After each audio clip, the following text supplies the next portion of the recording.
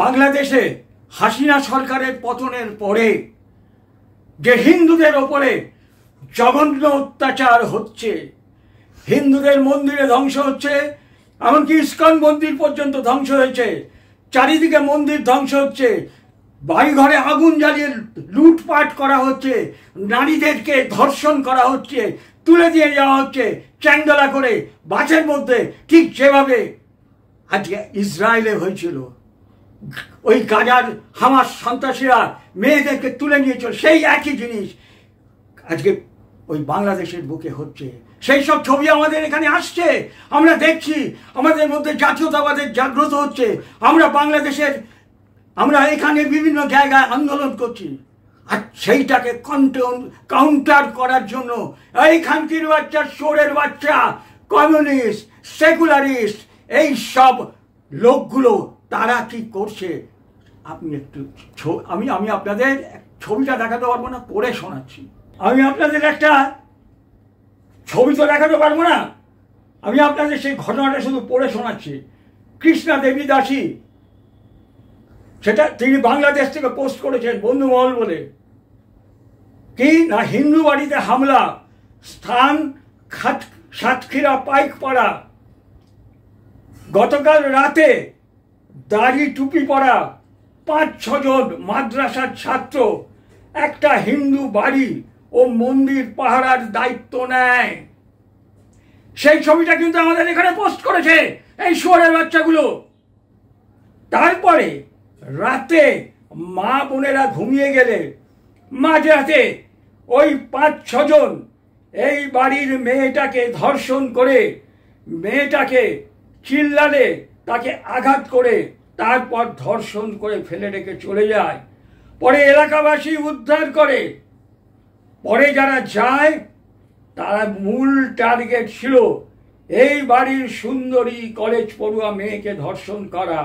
স্থান সাতক্ষীরা পাইকগাছা। আপনাদের লজ্জা করে না?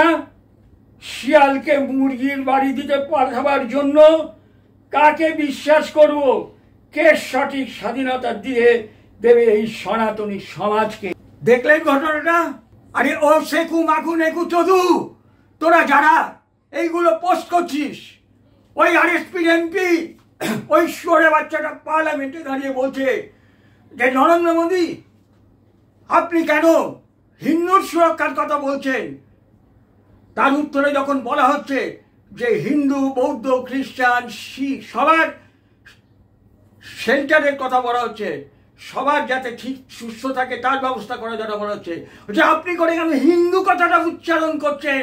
ওই আরএসপি কেরলের এমপি, ওই শুয়োরের বাচ্চাটা যেটা গরু খায় রোজ, যেটা গরু না খেলে যেটার দিন কাটে না, সেই আরএসপি এমপিটা। হিন্দু শব্দটা বলানো যাবে না, হিন্দু শব্দটা বলানো যাবে না। আজ বাংলার বুকে এইগুলো দেখে যে জাতীয়তাবাদের উন্মেষ হয়েছে, তাকে ধ্বংস করবার জন্য আজকে এই সমস্ত ভিডিওগুলো পোস্ট করাচ্ছে। এরা দিনের বেলায় বাড়ি পাহারা দেয়, এইসব জামাতিগুলো রাত্রেবেলা ঢুকে তাদের বাড়ি ঘর সম্পত্তি সব লুট করে, তাদের মেয়েগুলোকে ধর্ষণ করে। এই জামাতিদের কথা কারা বলছে? যাদবপুর ইউনিভার্সিটির ছেলে মেয়েরা। আমার লজ্জা লাগে, বাঙালি ঘরের মেয়ে, তুই কমিউনিস্ট হতে পারিস, তুই বলছিস ওই বাংলাদেশের লোকের সঙ্গে বৃষ্টি আর বীর্য ভাগাভাগি করে দিবি? জানিস ওরা কি করবে? তোকে বীর্য ভাগাভাগি করে তোকে মুসলমান বানাবে, তোকে বাড়িতে বসে রুটি বানাবে, তোকে দিয়ে 10টা বাচ্চা তোকে দিয়ে পয়দা করাবে। ও রেপ করবে, ও শ্বশুর রেপ করবে, সবাই তোকে রেপ করবে, তোকে হিপনোটাইজ করাচ্ছে, তোর মগজ ধলাই করা হচ্ছে ওই যাদবপুর ইউনিভার্সিটির। ওরা মেয়েগুলো, আমি ছেলে গাঁজা খাওয়া ওই ছেলেগুলোকে যাদবপুর ইউনিভার্সিটির বলবো না, আমি মেয়েগুলোকে বলবো, আর তাদের বাবা মাকে বলবো, আপনাদের কি শিক্ষা দিচ্ছেন? বীর্য ভাগাভাগি করবে ওই বাংলাদেশের জিহাদিগুলোর সঙ্গে? এই শিক্ষা আপনারা আপনাদের মেয়েদের দিয়েছে। ধিক্কার, আপনাদের ধিক্কার। আজকে বাংলাদেশের বুকে এই ঘটনার জন্য, আজকে বাংলার বুকে, এই বাংলাদেশের বুকে এই ঘটনার জন্য, বাংলার বুকে, এই পশ্চিমবঙ্গের বুকে যে বাঙালি জাতীয়তাবাদের নতুন করে উন্মেষ ঘটেছে, যাকে এত কিছু করেও এই বামপন্থী তথা এই সমস্ত লোকগুলো, এই রাহুল গান্ধী থেকে আরম্ভ করে এই তৃণমূল কংগ্রেস থেকে আরম্ভ করে সবাই কোনোভাবে চেপে দিতে পারছে না। তারা আজকে নতুন কনস্পিরেসিতে গেছে। সে কনস্পিরেসি কি? বড় হৃদয় বিদারক ঘটনা।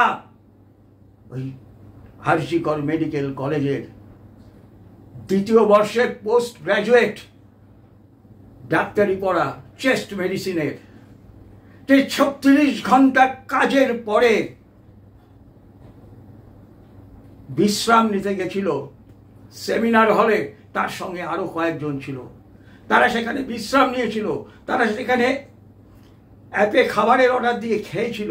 তারপরে ওই মেয়েটি, সোদপুরের ওই মেয়েটি, সে অলিম্পিক দেখেছিল। অলিম্পিক দেখে ওখানে লাল চাদর গায়ে দিয়ে ঘুমিয়ে পড়েছিল, গভীর ঘুমিয়ে আচ্ছন্ন। কে এই সঞ্জয়? কে এই সঞ্জয় সিভিক ভলেন্টিয়ার, যার কালীঘাট থানায় অবাধ বিচরণ, যে সল্টলেকের পুলিশ কোয়ার্টারে যে থাকে? কি তার ক্ষমতা? কি তার ক্ষমতা? সে ওই রাত্রিবেলায় আরজিকর মেডিকেল কলেজে ঢুকে গেল। কে সেই ব্যক্তি যে প্রতি মুহূর্তে যেরকম ভাবে রিলে করা হয় টিভিতে, যাকে বলে আঁখো দেখা হাল, বাংলায় বলে ধারা বিবরণী, তাকে কে দিয়েছে? কে প্রতি মুহূর্তে ধারা বিবরণী দিয়েছে যে এইখানে এই 3টে মেয়ে তারা ডিউটির পরে এসে বিশ্রাম করছে, তারা সেখানে খাচ্ছে, তারা অলিম্পিক দেখছে, এবং তারপরে 2 জন সেখান থেকে চলে গেছে, এবং যে মেয়েটি মারা গেছে সে সেখানে গভীর ঘুমে আচ্ছন্ন হয়ে গেছে। এই তোমার সময়, তুমি এই সময় আসো। কে কে সেই ব্যক্তি? মমতা ব্যানার্জির থেকেও শক্তিশালী সেই ব্যক্তি বাংলার বুকে কে আছে বলুন তো? আপনারা বুঝে নিন। নাম আমি বলতে পারবো না। সেই ব্যক্তি যে মমতা ব্যানার্জির থেকে এই বাংলার বুকে পাওয়ারফুল, প্রতি মুহূর্তে এজেন্ট মাধ্যমে রিলে হয়েছে। আর তাই সঞ্জয় অবাধে ওই চেস্ট মেডিসিন সেমিনার হলে অবাধে ঢুকে গেছে।